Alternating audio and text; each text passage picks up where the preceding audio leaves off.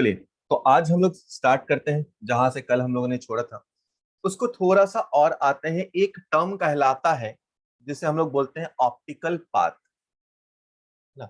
Optical path क्या होगा उसको हम लोगों को समझना है। मान लीजिए ऑब्जेक्ट हमारा कोई मीडियम रख देता है पहले इसमें। ये मीडियम है एक्स डिस्टेंस का, ठीक है। ये है एक्स डिस्टेंस का कोई मीडियम। तो मीडियम है तो इसका रिफ्रैक्टिव इंडेक्स म्यू होगा, है ना। अब ऑप्टिकल पाथ कहने का क्या मतलब होता है।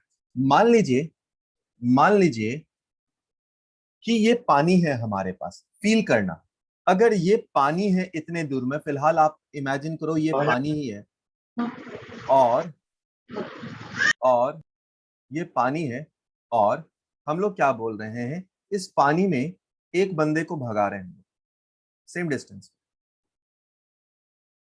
और अगर अगर दूसरे बच्चे को सेम टाइम में बोला जाए कितना डिस्टेंस आप ट्रैवल कर रहे हैं, दूसरे बच्चे को सेम टाइम में कितना डिस्टेंस ट्रैवल कर रहे हैं, सेम टाइम में कितने टाइम में, जितने टाइम में आप यहां से यहां तक पहुंचे होंगे। फील करना, फील करना इस बात को। जब आप पानी में भागोगे और आपका दोस्त सेम टाइम में भागेगा जमीन पे, तो आपको दिखेगा जमीन वाला ज्यादा डिस्टेंस ट्रैवल करा है सेम टाइम, ठीक है। जमीन वाला सेम टाइम में ज्यादा डिस्टेंस ट्रैवल करा है। कितना डिस्टेंस ट्रैवल करा है ज्यादा, वही अपने को पता करना है।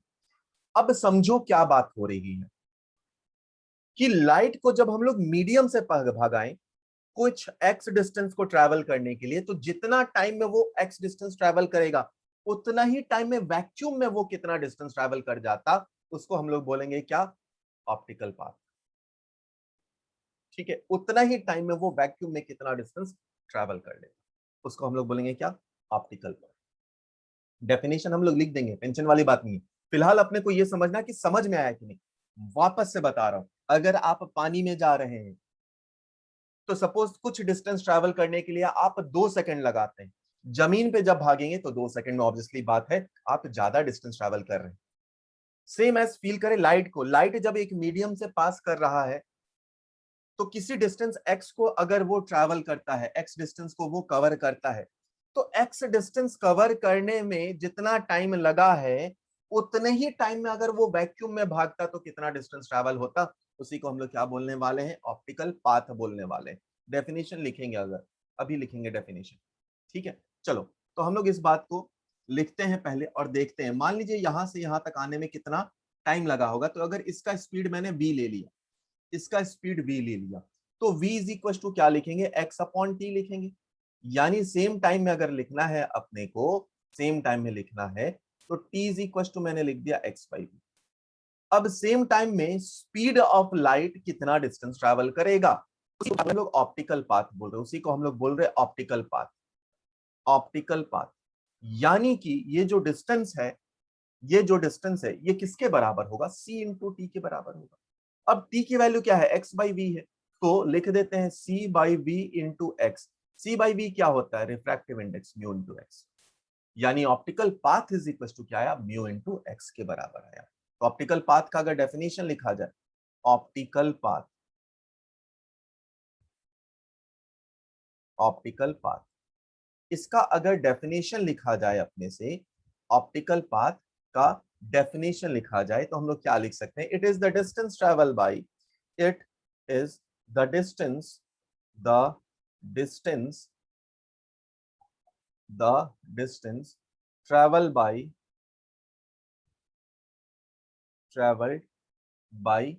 light in a vacuum,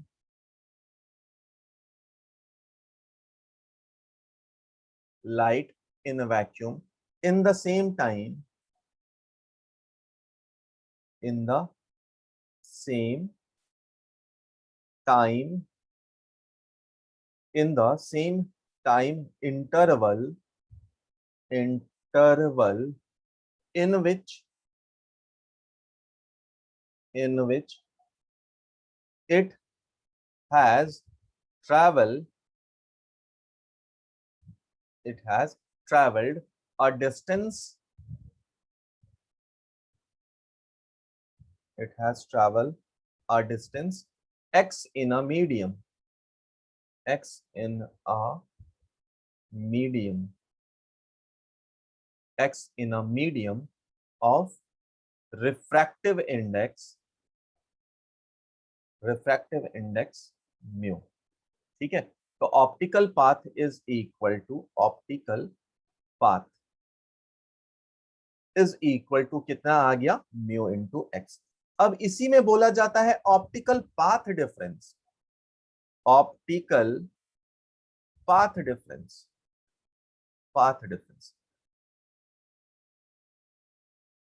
optical path difference क्या है, मतलब क्या, इन दोनों के बीच का डिफरेंस। तो कितना होगा, ये वाला डिस्टेंस बेटा अपने को पता है म्यू एक्स, ये है डिस्टेंस एक्स, तो दोनों का डिफरेंस क्या होगा, वही है ऑप्टिकल पाथ डिफरेंस। यानी चेंज इन ऑप्टिकल पाथ को हम लोग बोल रहे हैं क्या, ऑप्टिकल पाथ डिफरेंस। तो अगर इसी को लिखा जाए तो हम लोग क्या लिख सकते हैं, एक्स ब्रैकेट में म्यू माइनस वन, यही हो गया हमारा क्या, ऑप्टिकल पाथ डिफरेंस। आया समझ में।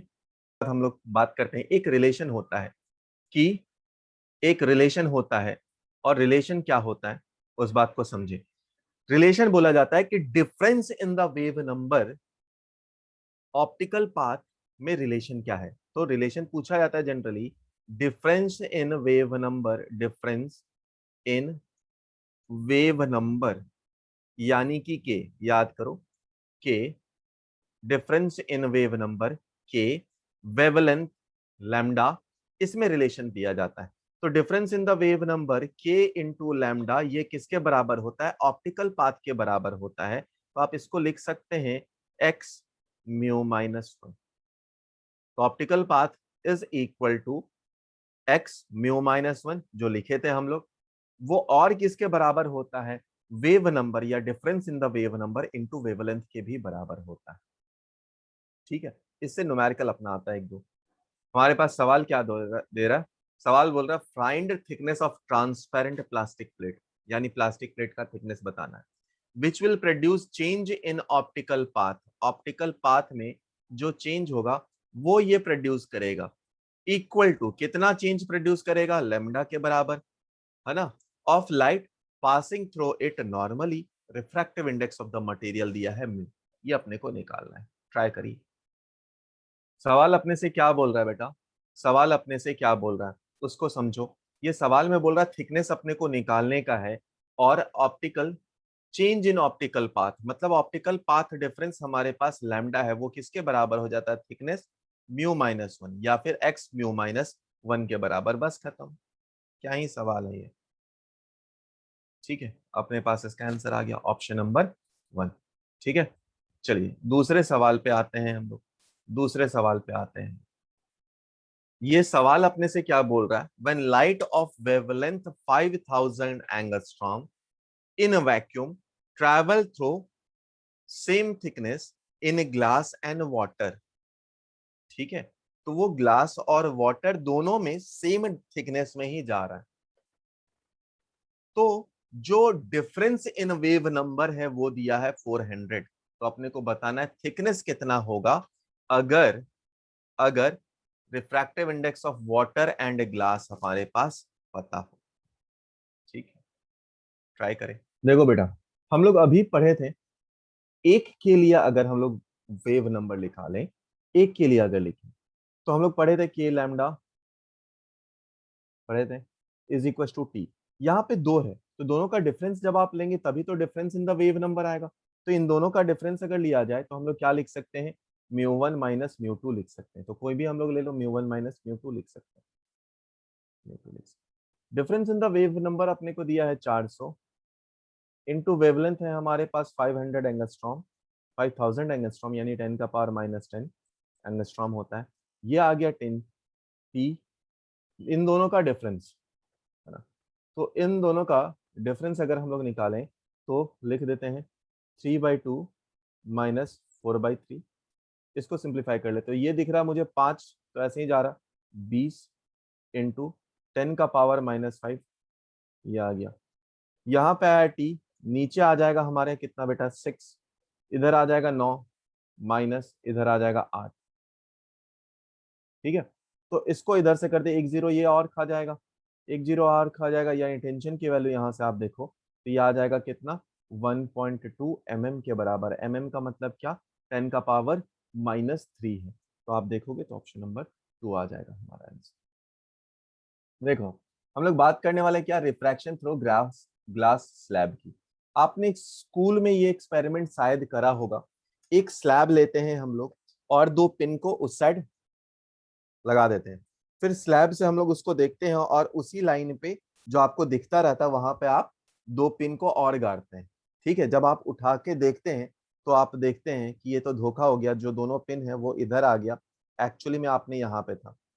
ठीक है, तो ये जो शिफ्ट आया है इसको हम लोग बोलते हैं लैटरल शिफ्ट। यही अपने को फाइंड करना है कि लैटरल शिफ्ट कितना होगा, ये अपने को फाइंड करना। अब देखो बहुत सारी बातें और बहुत सारी बातें हम लोग इसको समझ सकते हैं। अगर ये आई है तो पहले सरफेस के लिए हम लोग क्या लिख सकते हैं बेटा, हम लोग लिख सकते हैं एयर है ऊपर में तो 1 इंटू साइन आई। अगर लिखना जाए तो हम लोग लिख सकते हैं 1 into sine i is equal to कितना लिख सकते हैं हम लोग, म्यू इंटू साइन आर लिख सकते हैं। ठीक है, ये लिख सकते हैं। अगर नीचे वाले सरफेस पे देखा जाए, नीचे वाले सरफेस पे तो ये भी तो एंगल ऑफ इंसिडेंस बराबर ही होगा। तो नीचे वाले के लिए अगर लिखा जाए तो आप क्या लिख सकते हैं, mu into sine R dash, R dash ये वाला आर डैश लिया है, R dash is equal to 1 into sine I के बराबर। यानी इससे आप क्या निष्कर्ष लगा सकते हैं कि आर डैश और आर बराबर बराबर है। अगर ये आई है ये आर है तो ये वाला एंगल कितना होगा बेटा, अपने को पता है ये एंगल हो जाएगा आई माइनस आर के बराबर, जो कि डेविएशन एंगल था अपने पास। बस इतना ही काम का है। ठीक है, और ये जो रेज है, एक बात को हमेशा याद करना, ये रेज और ये रेज हमेशा पैरेलल है, एक दूसरे के पैरेलल दिखती है अपने को। ये रेज जो इमर्जेंट रेज है वो पैरेलल है, किसके पैरेलल, अपने ओरिजिनल पाथ के पैरेलल है, इसीलिए इसको लैटरल शिफ्ट बोला गया। तो इस पॉइंट का मैं नाम दे देता हूँ, इसको ए दे देता हूँ, ये N1 दे दिया, N2 दे दिया, इसको बी दे देता हूँ मैं, है ना। तो BN2 is the lateral shift.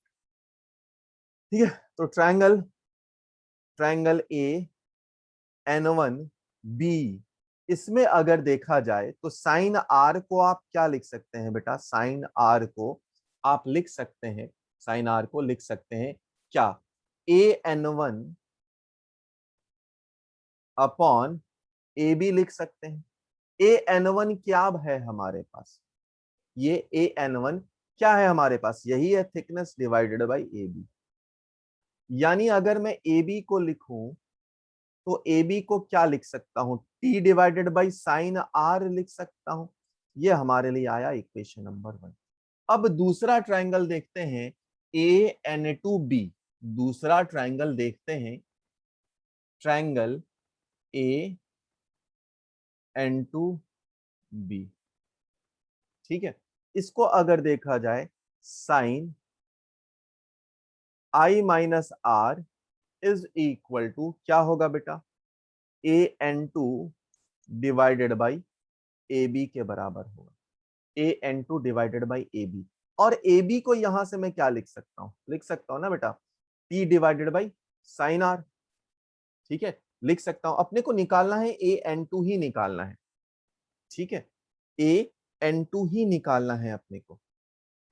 अच्छा, एक सेकंड एक सेकंड एक सेकंड, ये तो साइन थीटा कहाँ है, ये बेस है ना, कॉस आर है। एक सेकंड एक सेकंड एक सेकंड, साइन थीटा नहीं, ये कॉस आर है। रुक जा रुक जा रुक जा रुक जा, गलत हो जाता अभी। कॉस आर है, बेस है ना, हाइपोटेनस में देख, परपेंडिकुलर क्यों देख रहा था।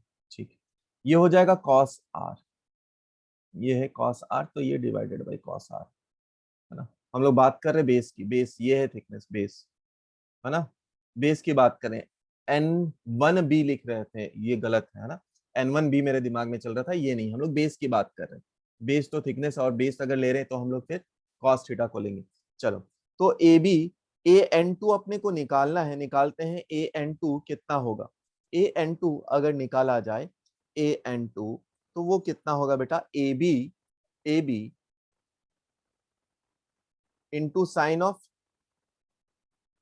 आई माइनस आर। ये जो AN2 है इसी को हम लोग बोल दिए हैं क्या, lateral shift, lateral shift, lateral shift. तो लैटरल शिफ्ट AB की वैल्यू हमारे पास क्या है, T, और यहां पर है क्या, sine of I minus r divided by यहाँ पे क्या बच रहा है हमारे पास, cos r। ठीक है, ये आया अपना आंसर। हाँ हाँ, ये bn2 यहाँ से यहाँ तक का डिस्टेंस है ना बेटा, ये डिस्टेंस ऊपर में चलो पूरा देख लेते हैं। cos r is equal to this distance, इसका नाम क्या था, an1, जिसको हम लोग t दिए थे, है ना, डिवाइडेड बाई ab। हाँ, ऊपर वाला सही है। इस वाले ट्रायंगल में देखो, इस वाले ट्रायंगल में, तो इस ट्रायंगल में हम लोग an2 नहीं bn2, नीचे का डिस्टेंस b है, तो इसको लिख सकते हैं क्या, bn2 है ना, bn2 है, सही बात है, bn2, bn2 लैटरल से, bn2, बहुत बढ़िया, bn2। ठीक है, कई बार अपने से ये भी बोला जा सकता है कि एंगल बहुत छोटे हो तब क्या होगा। अगर आई बहुत छोटा है, आई बहुत छोटा है, आई इज वेरी स्मॉल, मतलब मतलब ये ऑलमोस्ट परपेंडिकुलर पे ही आकर टकरा रहा है, बहुत छोटा है अगर आई, बहुत छोटा है आई, बहुत छोटा है मतलब क्लोज टू जीरो है। अगर आई क्लोज टू जीरो है बेटा, आई क्लोज टू जीरो है, तो sine i by sine r को हम लोग क्या लिखते हैं, अगर ऐसा है तो हम लोग जानते हैं कि साइन थीटा को आप थीटा लिख सकते हैं, यानी I is equal to mu into R लिख सकते हैं हम लोग, है ना। यानी तब अगर लैटरल शिफ्ट लिखा जाए, तब अगर लैटरल शिफ्ट लिखा जाए, ये स्पेशल केस है इसका, स्पेशल केस, अगर तब लैटरल शिफ्ट लिखा जाए, किसके लिए, जब रेज बिल्कुल सरफेस के ऑलमोस्ट पैरेलल हो, परपेंडिकुलर हो, तो है ना, पैरेलल टू द परपेंडिकुलर, एकदम पास ऐसा आकर टकरा रहा है, तो लैटरल शिफ्ट को आप क्या लिख सकते हैं, टी इनटू, देखो यहाँ पे क्या आ जाएगा, आई माइनस आर बाई आर लिख सकते हैं ना, आई माइनस आर बाई आर, तो इसको हम लोग क्या लिख सकते हैं, आई आई बाई आर माइनस वन लिख सकते हैं। ठीक है, ये लिख सकते हैं हम लोग, यानी कि आई बाई आर को हम लोग और क्या लिख सकते हैं बेटा, आई बाई आर को हम लोग और क्या लिख सकते हैं, आई बाई आर को हम लोग और क्या लिख सकते हैं, देखो बेटा यहाँ पे अगर देखो आप, आई बाई आर है हमारे पास, है ना, आई बाई आर है, तो आई बाई आर सही है ना, हाँ, आई बाई आर को म्यू लिख सकते हैं हम लोग, यानी लेटरल शिफ्ट हमारे लिए कितने के बराबर हो गया, टी म्यू माइनस वन के बराबर हो गया लेटरल शिफ्ट। ठीक है, नहीं नहीं नहीं नहीं, रुको रुको रुको रुको रुको, अरे कहाँ गया कहाँ गया कहाँ गया, एक सेकंड रुको, एक सेकंड रुको, यहाँ पर लैटरल शिफ्ट पूरा लिखते हैं, पूरा लिखते हैं, फॉर्मूला नहीं आ रहा जो आना चाहिए, पूरा लिखते हैं और देखते हैं क्या लैटरल शिफ्ट था हमारे पास, T sine of I minus R को हम लोग आई माइनस आर लिख सकते हैं जब वो क्लोज टू जीरो है। अच्छा, कॉस, कॉस आर को आप क्या लिख सकते हैं, कॉस आर मतलब आर की वैल्यू जब बहुत बहुत बहुत बहुत छोटी हो, तो आप क्या लिख सकते हैं, कॉस थीटा, यानी कॉस जीरो की वैल्यू वन के बराबर हो सकती है, यानी ये वन के बराबर रह जाएगा। अगर ये वन के बराबर रह गया, अब यहां से अब ठीक दिख रहा है, तो टी और आई को मैं कॉमन ले लेता हूं, या फिर आर को कॉमन ले लेता हूं, कुछ भी कॉमन ले लेते हैं। मान लीजिए टी आई को कॉमन ले लिया, तो कितना आया, ये वन माइनस आर बाई आई आया, है ना। तो लैटरल शिफ्ट जो आया है वो thickness into angle of incidence I one minus are by आई आया है, तो आर बाई आई को आप क्या लिख सकते हैं, one minus one by mu भी लिख सकते हैं। ये है अपना answer, lateral shift is equal. ठीक है, कैसे लिखा, उस रीजन को मैं यहाँ पे साइड में लिख रहा हूं, कैसे आया उस रीजन को मैं साइड में लिख रहा हूं, sine of theta is equal to theta, जब थीटा की वैल्यू स्मॉल होती है, और cos of theta almost equal to one हो जाता है जब ये थीटा बहुत बहुत बहुत छोटा होता है, मतलब लेस देन 20 डिग्री की बात करें। ठीक है, चलो हम लोग बात कर रहे हैं image due to refraction at plane surface. तो इन सभी में हम लोग जो बात करने वाले हैं वो आई की वैल्यू बहुत बहुत छोटी लेकर जाएंगे, यानी उस व्यू को हम लोग बोलते हैं आइदर क्या, जब आई की वैल्यू बहुत छोटी हो तो हम लोग बोलते हैं उसे उसे हम लोग बोलते हैं पैराएक्सियल रेस, या फिर हम लोग बोलते हैं near normal view, near normal view, view इसकी बात करेंगे, मतलब आई की वैल्यू जनरली बहुत छोटी है, अप्रोचिंग टू जीरो है। आओ देखते हैं क्या बोल रहा है। ये सिचुएशन क्या होता है, इस बात को समझें कि क्या हो रहा है। मान लीजिए आप पानी के अंदर है ना, पानी के अंदर है, या मछली है आप, मछली को दिखेगा डंडा, क्या डंडे का हाइट सेम दिखेगा या डंडे का हाइट लंबा दिखेगा? आप पानी के अंदर चले जाओ, आपका जो दोस्त बहुत छोटू सा है वो आपको लंबा दिखता है सडनली, यानी पानी के अंदर जो मछली होगी उसको जो डंडा दिखेगा वो थोड़ा लंबा दिखेगा डंडा, है ना। यानी कि लेंथ इंक्रीज हो रहा है, यानी लेंथ इंक्रीज हो रहा है तो हम लोग क्या बोलेंगे, उसे एपरेंट हाइट बोलेंगे। जब आप बकेट के अंदर एक सिक्का रख देते हैं, आप हाथ से लेकर उसे पकड़ने जाते हैं तो आपको दिखता है कि वो एक्चुअल डेप्थ थोड़ा ज्यादा है, मतलब एपरेंट डेप्थ की बात करेंगे। ठीक है, तो यहां पर दो मीडियम रख दिए, म्यू 1 म्यू 2। ठीक है, आइए अपना आंख यहां पे है, ये हमारी आंखें हैं। शाबाश, बहुत ही सुंदर आंखें। ऐसी आंखें किसकी होती है? जिसकी भी होती है। अरे नहीं नहीं,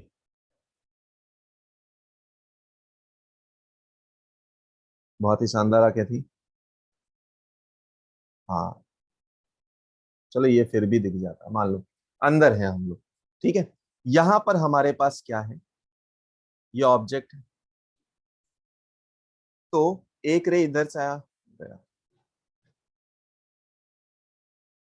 अब यहां से जो रे आ रहा होगा दूसरा, उस पे देखते हैं बेटा। ये रे आएगा इधर टकराएगा, है ना, इधर टकराएगा। ये हमारे पास क्या है बेटा, ये है रेयरर मीडियम, ये है डेंसर मीडियम। डेंसर में पानी के अंदर है ना। तो रे किधर आएगा, नॉर्मल के तरफ मुड़ जाएगा, मतलब रे हमारा नॉर्मल के तरफ मुड़ गया। एक्चुअली इसके इधर जाना था, ये नॉर्मल की तरफ मुड़ गया। अब आप इसे बैक ट्रैश करोगे, इसको पीछे की तरफ आप प्रोजेक्ट करोगे, इसी रे को आप पीछे की तरफ प्रोजेक्ट करोगे, तो ये यहां पर कहीं कट होगा, यानी कि जो इमेज बनेगा वो यहां पर बनेगा। अगर ऑब्जेक्ट यहां पर है तो इमेज यहां बनेगा। अपने को क्या दिख रहा है इस केस के लिए, अपने को क्या दिख रहा है कि हाइट इंक्रीज हो गया। मैं इसका प्रूफ नहीं बता रहा हूं, नहीं पूछने वाला, तो मैं आपको डायरेक्टली इसका आंसर बताऊंगा और आप आराम से याद रख सकते है ना। प्रूफ बताने की जरूरत नहीं है, कहीं नहीं आता है, हाँ बट फॉर्मूला इसका बहुत काम का है। हाइट इंक्रीज हुआ है बेटा, मतलब एपरेंट हाइट की वैल्यू ज्यादा होनी चाहिए। ठीक है, इन दोनों का अगर मान लो इसका पानी का एयर में ही है, ये एयर में है, तो इसको मान लिया 1, इसको मान लिया म्यू। तो आप क्या लिख सकते हैं बेटा, आप क्या लिख सकते हैं?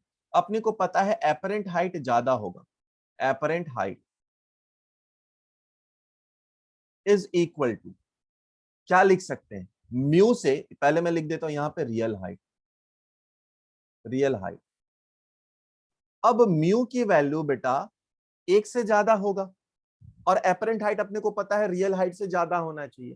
तो म्यू से हम लोग क्या करेंगे, मल्टीप्लाई करें या डिवाइड करें? आप सब लोग जानते हैं अगर उसको एक से ज्यादा बढ़ाना है, रियल हाइट को इंक्रीज करना है, तो आप म्यू से मल्टीप्लाई कर देंगे। ये बन गया हमारा फॉर्मूला, ये बन गया फॉर्मूला। यानी एपरेंट हाइट निकालना है तो क्या कर दें, रियल हाइट अपने को पता है, म्यू से मल्टीप्लाई कर दे, अपना आंसर आ गया। अब बोलता है शिफ्ट कितना हुआ है, ये है शिफ्ट, ये है शिफ्ट। तो अगर मैं बोलूं कि बेटा शिफ्ट कितना हुआ है, शिफ्ट कितना हुआ है, तो दोनों का माइनस कर दो, दोनों का माइनस कर दो, यानी कि apparent height minus apparent height minus real height कर देते हैं। यानी कि अगर शिफ्ट की बात की जाए तो आप क्या लिख सकते हैं बेटा, रियल हाइट, रियल हाइट μ-1, ये आ सकता है शिफ्ट की वैल्यू। अगर रियल हाइट की वैल्यू h थी तो शिफ्ट की वैल्यू आप क्या लिख सकते हैं, h इंटू μ-1।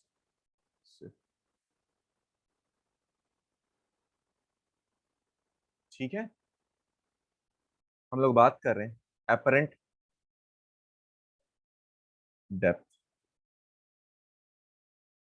इसका मतलब क्या है, इसका मतलब क्या है कि हम लोग कहां से देख रहे हैं, कहां से देख रहे हैं, हम लोग ऊपर वाले मीडियम से देख रहे हैं। मतलब ये क्या है, रेयरर मीडियम है, ये डेंसर मीडियम है। ठीक है, तो मान लीजिए एयर, इसको मान लिया म्यू। अच्छा, चलो यहां से जो रेज है, ये ऑब्जेक्ट है, मान लो यहाँ पे मछली है या कॉइन है, जो मानना है आपको मान सकते। ये गया रे इधर,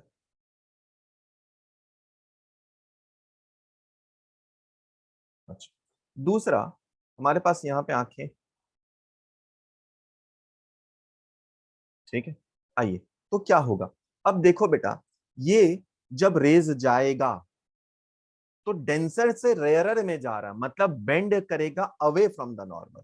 तो ये रे गया,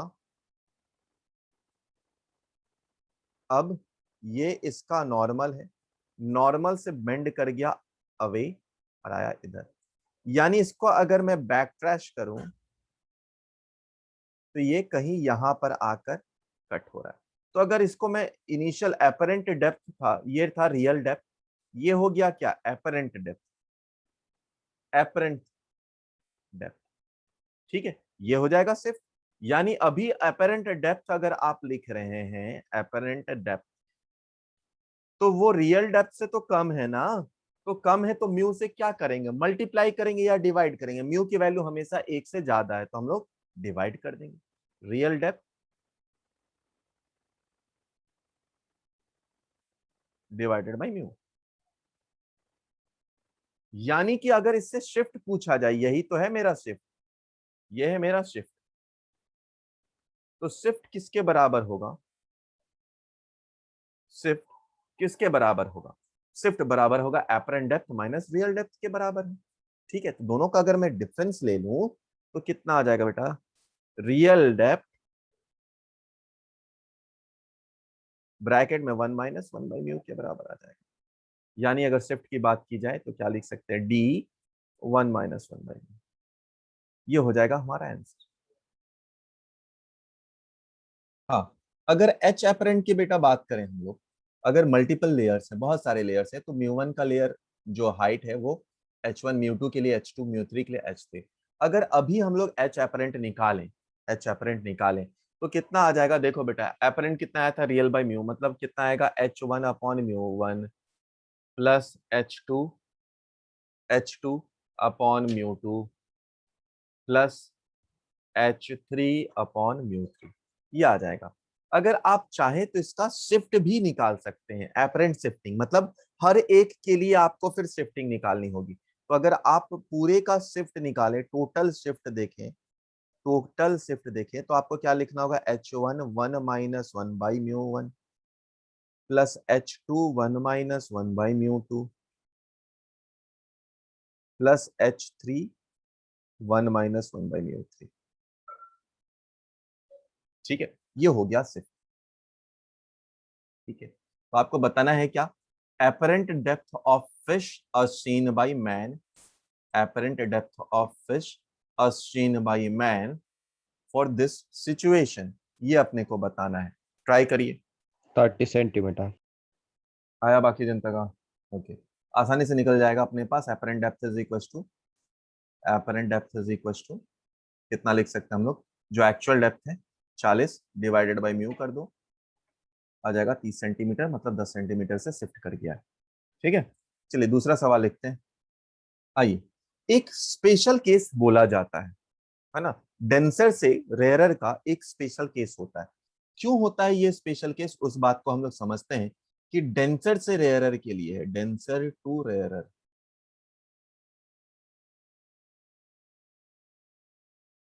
ये डेंसर से रेयरर के लिए, डेंसर से रेयरर के लिए।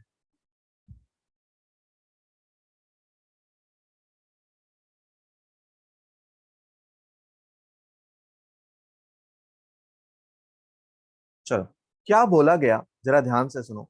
मान लीजिए डेंसर में है हम लोग, ये म्यू ऑफ डेंसर है, म्यू ऑफ रेयरर है, एग्जैक्टली ऐसे ही लिख कर रखना। होता क्या है कि मान लो आप यहां पर हैं, यहां से रे ऑफ लाइट गया, इधर टकराया, ठीक है, तो ये जितना एंगल होगा उतना ही एंगल ये भी होगा। अब ये रेयर, डेंसर से रेयरर में जा रहा, तो क्या होगा, बेंड कर जाएगा अवे फ्रॉम द नॉर्मल, ये हो गया आर। मान लो दूसरा हम लोग कुछ और एंगल लेते हैं, थोड़ा सा एंगल को और बढ़ाते हैं, यानी कि अभी हम लोग थोड़ा ज्यादा एंगल पे इसको टकराएंगे, थोड़ा ज्यादा एंगल पे इसको टकराएंगे, यानी कि ये जो आई है वो बढ़ा दिया है मैंने, काफी बढ़ा दिया है। तो ऐसा हो सकता है कि ये जो रे ऑफ लाइट है हमारा, वो बिल्कुल इस सरफेस को ग्लैंस करते हुए चला जाए, इस सरफेस को ग्लैंस कर रहा, टच करने लगा है, उस सरफेस के अलोंग ही जा रहा है। मतलब एंगल ऑफ रिफ्रैक्शन कितना हो गया, 90 डिग्री। 90 डिग्री कब पॉसिबल है, जब ये डेंसर से रेयरर में जा रहा है। ये जो एंगल है स्पेशल एंगल, इसी को क्रिटिकल एंगल बोला जाता है, इसी को बोला जाता है क्रिटिकल एंगल, क्रिटिकल एंगल, इसी को बोला जाता है क्रिटिकल एंगल। अच्छा, तो क्या हुआ यहां पर, क्रिटिकल एंगल में हुआ क्या, जब रे ऑफ लाइट कहां से कहां तक, डेंसर से रेयरर में जाती है, तो ये बेंड करती है away from the normal. After a certain angle of incidence, the reflected ray glances the surface, which means that angle of refractance becomes 90 degree. That angle is known as critical angle. ठीक है, that angle is known as critical angle. तो अगर मैं critical angle के लिए लिखने चलूं तो क्या लिख सकता हूं, mu of denser into into mu of denser into sine of C, mu of denser into sine of C is equal to mu of rarer into sine 90 degree. Sine 90 degree की वैल्यू कितनी है, 1 के बराबर है, यानी critical angle sine C is equal to क्या हो गया, mu rarer upon mu denser. यानी अगर क्रिटिकल एंगल निकालना है तो हम लोग निकाल सकते हैं C is equal to sine inverse mu R upon mu D, ये याद रखना। तो चलो इसको डिफाइन कर देते हैं हम लोग क्रिटिकल एंगल को। इसको अगर डिफाइन किया जाए तो हम लोग लिखेंगे क्या, when when ray of light, when ray of light travel from, when ray of light travel from denser to rarer medium,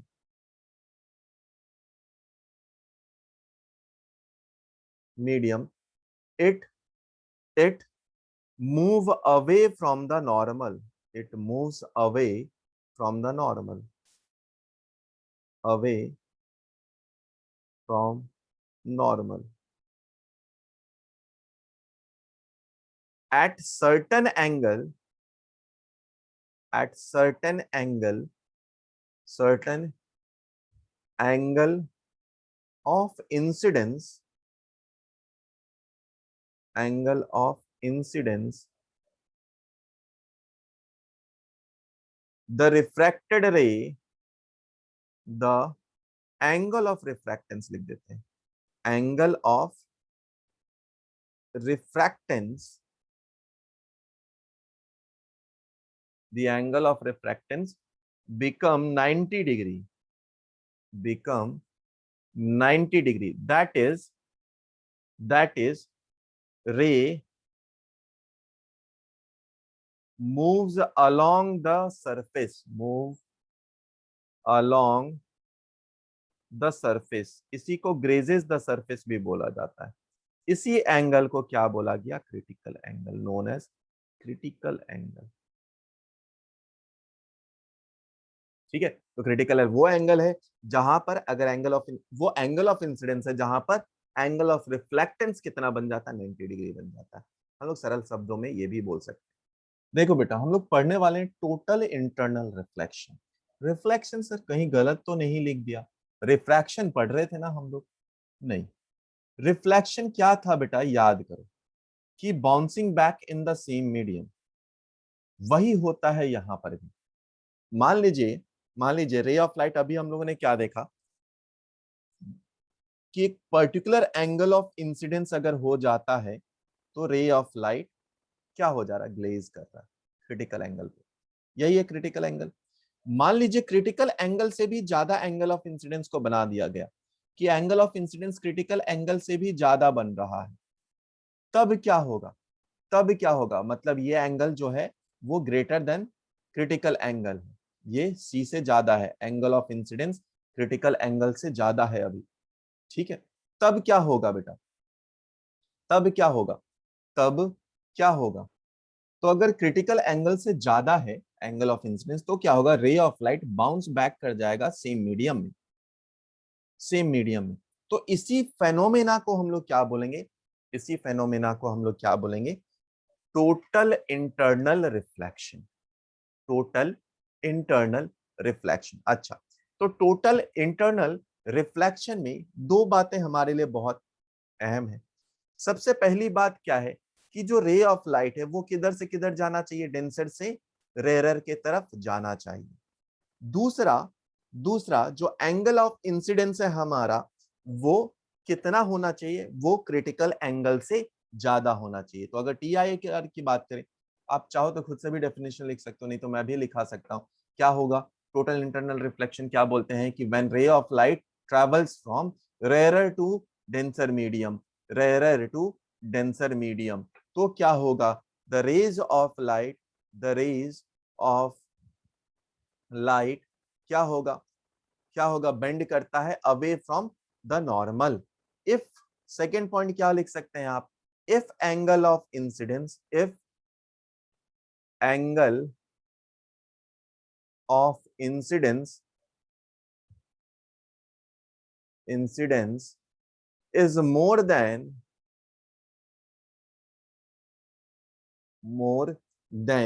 critical angle, critical angle,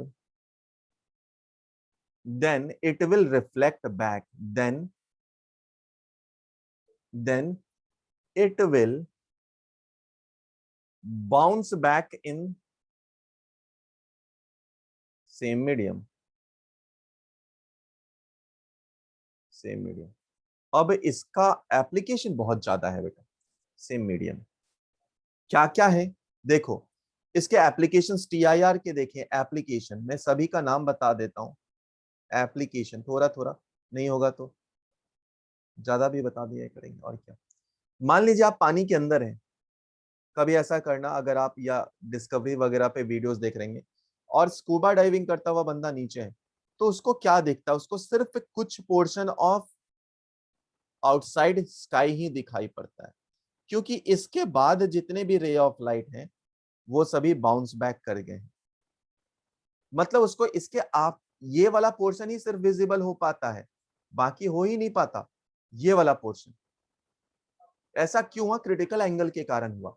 कई बार आप देखा होगा, देखे होंगे आप कि एक फाउंटेन है, फाउंटेन के नीचे बल्ब लगा है, तो वो कुछ पोर्शन से ही लाइट बाहर आ पाता है, सारे जगह से नहीं आ पाता। वो भी इसी के कारण है, क्योंकि पानी का भी अपना क्रिटिकल एंगल है जो कि लगभग 49 डिग्री आसपास होता है। तो अगर पानी का क्रिटिकल एंगल की बात करें, वो 49 डिग्री के आसपास होता है। अगर बात करें आप, जो गर्ल्स लोगों का फेवरेट डायमंड, भाई साहब बहुत महंगा, क्यों इतना महंगा क्यों। एक तो डायमंड का जो प्रॉपर्टी है बेटा, बहुत शानदार प्रॉपर्टी है कि उसकी क्रिटिकल एंगल बहुत कम है। डायमंड की क्रिटिकल एंगल लगभग 25 डिग्री है, 24 पॉइंट समथिंग डिग्री आसपास होती है, लगभग 24 पॉइंट समथिंग या 25 डिग्री आसपास होती है। इसको कट भी किया जाता है कुछ ऐसे फैशन में, इसको कट भी कुछ ऐसे शानदार फैशन में किया जाता है, इसको कट भी कुछ ऐसे ही शानदार फैशन में किया जाता है। अब इसका जो बेहतरीन कट है उससे क्या फायदा होता है, उससे फायदा क्या होता है, जो रे ऑफ लाइट एक बार अंदर चला जाता है उसको बाहर निकलने के लिए कितना चाहिए, उसको इसकी वैल्यू लगभग 24.4 आसपास होती है, ठीक है। तो उसको बाहर निकलने के लिए चाहिए कि एंगल ऑफ इंसिडेंस 24 से कम हो, और इसका कट ही ऐसा किया जाता है कि जो रे ऑफ लाइट जाए वो मल्टीपल रिफ्लेक्शंस करे, मल्टीपल रिफ्लेक्ट करे, और इसी के कारण जो अपना डायमंड है वो चमकता रहता है। और इसीलिए उसका, डायमंड का सुना होगा, डायमंड का कटिंग करना बहुत एक अपने आप में ही आर्ट है, बहुत प्रिसाइजली उसे कट करते हैं, इसीलिए उसका चमकना डिपेंड कर रहा है। एक तो उसका क्रिटिकल एंगल इतना अच्छा कि 24 से अगर कम होगा तभी आप रे ऑफ लाइट बाहर निकल पाओगे, और उसके बाद हम लोग कट भी ऐसा कर देते हैं कि रे ऑफ लाइट आए तो वो जल्दी से जल्दी बाहर ना निकले। इसीलिए दूसरा एप्लीकेशन क्या होता है, स्पार्कलिंग ऑफ डायमंड भी बोलते हैं। ठीक है, ये दो एप्लीकेशन, इसके दो और एप्लीकेशन बताता हूं। तीसरा एप्लीकेशन होगा, बताता हूं अभी, optical fibres. Optical fibres, optical fibres. तो अगर मैं तीसरा एप्लीकेशन को भी बताऊं, एक साथ बाद में लिखना, ऑप्टिकल फाइबर्स। तो ये है हमारे ऑप्टिकल फाइबर्स, बहुत काम की। ऑप्टिकल फाइबर्स क्या होता है, पहले हम लोग जो यूज करते थे, हाइट ज्यादातर पहले ऑप्टिकल फाइबर्स ही यूज करते थे, मेडिकल पर्पस में भी इसका है यूज। जो आप कभी कभी जो कैंसर के लिए ट्रीटमेंट के उसका जो टिश्यू कट करते हैं, तो वहां पर हम लोग क्या करते हैं, जो कैमरा लगाकर एक पतले से फाइबर के थ्रू भेजते हैं और यहाँ से हम लोग लाइट लगाते हैं, तो वो मल्टीपल रिफ्लेक्शंस करके लाइट नीचे जाता है, वो वहां पे इमेज वगैरह लेता है, चला आता है फिर। दूसरा, जब हम लोग हाई स्पीड ट्रांसमिशन की बात करते हैं, तो उसके लिए भी यूज करते हैं, मतलब ट्रांसमिशन के लिए जब हम लोग अपने सिग्नल्स को भेजते हैं तब भी इसका यूज करते हैं। क्या होता है ऑप्टिकल फाइबर्स में बेटा, यहाँ पर क्लैडिंग किया जाता है, ये जो ऊपर का सरफेस है इसे बोला जाता है क्लैडिंग करना, क्लैडिंग करना। और इसको हम लोग इसलिए इस तरह से क्लैडिंग करते हैं कि अंदर का जो ये है ये डेंसर रहे और जो ऊपर वाला मीडियम है वो रेयरर रहे। क्यों? क्योंकि हम लोग चाहते हैं कि जो रे ऑफ लाइट अंदर आया या जो सिग्नल अंदर आया, अंदर आने के बाद जाकर ये इस पे टकराएगा, टकराने के बाद बाहर नहीं जाना चाहिए, उसका मल्टीपल रिफ्लेक्शन होकर वो अंदर ही रह जाना चाहिए। ठीक है, तो हम लोग कोर को क्या करते हैं, कोर को डेंसर बनाते हैं और जो क्लैडिंग है उसे रेयरर बनाते हैं। नेक्स्ट आता है मिराज फेनोमेना, जो आप सुने होंगे कि आप गर्मी के दिन में अगर सैंड के पास जाते हैं, राजस्थान वगैरह में आप घूम रहे हैं, तो आपको ऐसा अपीयर होता है क्या, कि ये जो ट्री है हमारा ये उल्टा है, ये जो ट्री है ये हमें इसका उल्टा दिखता है, ये उल्टा दिखता है, ये भ्रमित करता है। क्यों ऐसा है? क्यों ऐसा है बेटा, कि जो सैंड के पास है, हमारे पास सैंड के पास की जमीन, सैंड बहुत गर्म है, गर्म है तो इसके पास की जो हवा है वो भी गर्म हो जाती है, मतलब वो रेयरर हो जाता है, ये रेयरर है। अब यानी कि आप इधर से ऊपर जा रहे हैं तो यहाँ पर डेंसर है और यहाँ पर रेयरर है, तो रे ऑफ लाइट जब डेंसर से रेयरर की तरफ आती है तो वो अवे फ्रॉम बेंड करते रहती है, और जिसके कारण इसको जो इमेज दिखता है वो वो कुछ नीचे की तरफ दिखता है, तो उसको दिखता है कि ट्री इधर है और यहाँ पे थोड़ा पानी है, ऐसा उसे अपीयर होता है, जिसे हम लोग क्या बोलते हैं, मिराज बोलते हैं। और ये क्या था, ऑप्टिकल फाइबर, फाइबर।